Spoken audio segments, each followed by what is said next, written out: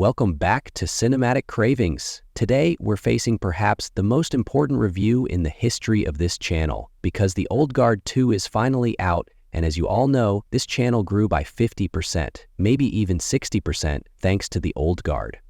From trailers to theories, from our review of the first film to all the anticipation, we've always been centered around this movie. And finally, the sequel we've waited years for has arrived on our screens. So, did it meet our expectations?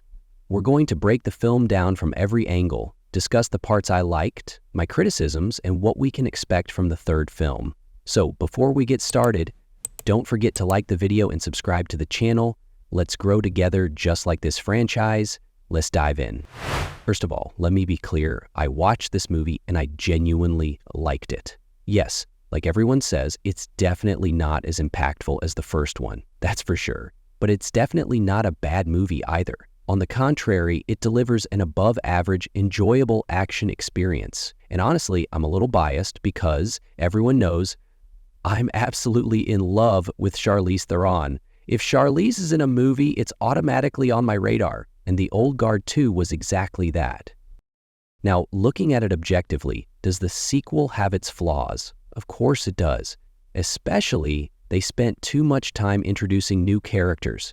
Discord, Uma Thurman, and Tua, Henry Golding, get a lot of screen time to establish their backstories.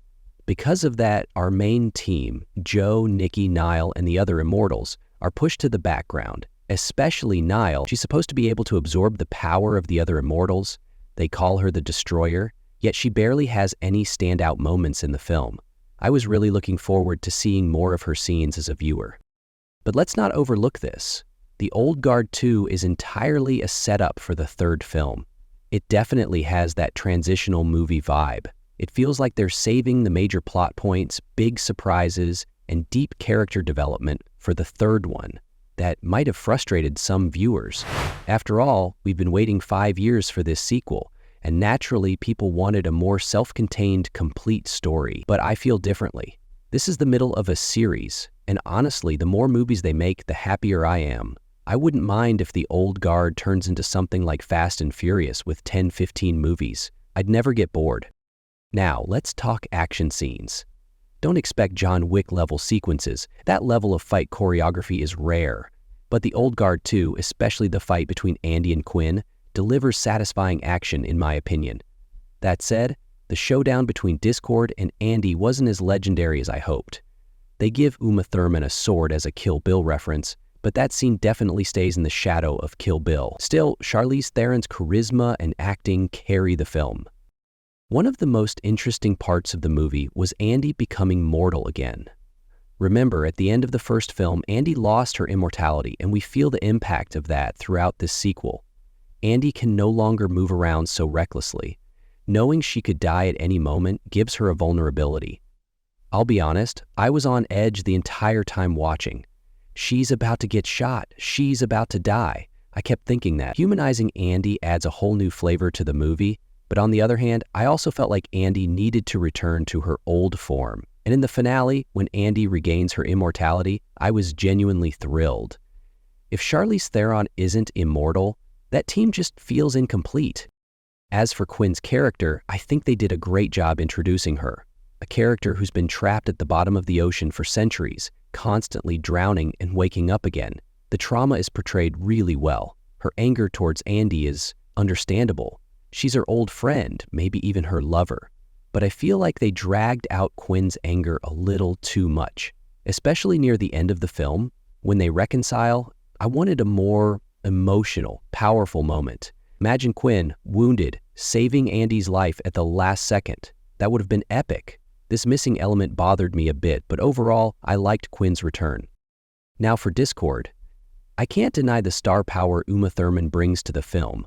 We're talking about the legend of Kill Bill here, but the Discord character didn't fully live up to expectations. Sure, she's charismatic, mysterious, and intimidating, but I didn't quite get the epic scenes I was hoping for, especially the final fight. It wasn't at the level of what we've seen from Uma in Kill Bill. It felt a bit underwhelming, but to be fair, it's clear they're setting Discord up for the third film. It looks like she'll play a much bigger role then, so it's worth the wait. As for the team dynamic, I do have some complaints. Characters like Joe and Nikki were really sidelined. Their scenes, relationship, and backstories always added emotional depth to the series, but they felt absent here. Niall also didn't stand out as much as I expected, especially for someone who represents the new generation of Immortals. The film didn't focus on her enough. Hopefully they address that in the third film because she has a lot of potential. Then there's Booker. One of my favorite parts of the movie was his scenes. After betraying the team in the first film and being exiled, Booker spends this film trying to redeem himself, and his arc adds a lot of dramatic weight, especially when he sacrifices himself for Andy and finally finds peace by becoming mortal. That was powerful. I'd be lying if I said I didn't tear up in that scene. I think they gave Booker a beautiful send-off.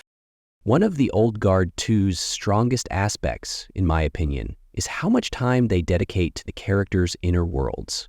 In most action films, emotional layers and character conflicts are pushed aside. But here, the psychological toll of immortality, the trust issues caused by betrayal, and the reckoning with the past are always present. Quinn's resentment towards Andy portrays that perfectly. Showing the pain of someone who's been imprisoned at the bottom of the ocean for centuries isn't easy, but the film succeeds. Similarly, Booker's overwhelming guilt adds emotional weight to the story. We feel that he's truly paying the price for his betrayal in the first movie. Being exiled from the team isn't just a punishment, it's an endless internal struggle. In this movie, Booker's effort to regain the team's trust and his ultimate sacrifice for Andy adds more depth to his character. His long-desired wish to become mortal finally comes true, providing an emotional closure to his story. Coming back to Discord, Uma Thurman's performance was undeniably strong, but the character still feels underutilized. Discord enters the Immortal universe as a new disruptor, but her backstory and motivations remain a bit surface level. That being said, the final scenes strongly hint that she'll have a much bigger and more dangerous role in the third film. I can't wait to see the unfinished business between Andy and Discord continue. We should also touch on the cinematography. With Victoria Mahoney taking over as director, the sequel has a darker, colder atmosphere compared to the first movie. That choice reflects the heavy theme of immortality, but in some scenes, the world feels a little too gray. The use of shaky cam during fight scenes sometimes makes the action harder to follow. Still, the fight between Andy and Quinn is portrayed well despite the gloomy aesthetic. And of course, as for the other team members, I really wanted characters like Joe and Nikki to have a more active role in the story. Their relationship added warmth and humanity to the series in the first film, but we don't really feel that depth here. Similarly, Niall's potential feels underutilized in the sequel. She's slowly rising to become the leader of the new generation of Immortals, which will affect the team dynamic and the story's future. The third film needs to give these characters the attention they deserve. Now to the most debated part of the film, the ending and the open setup for a sequel. The Old Guard 2 doesn't end with a conclusive finale. Instead, it leaves an open bridge for the third movie. Some people didn't like that because they wanted a complete closed story. I'm torn on this. On one hand, I wanted a more cohesive ending. On the other, the uncertainty left for the third film makes me even more excited.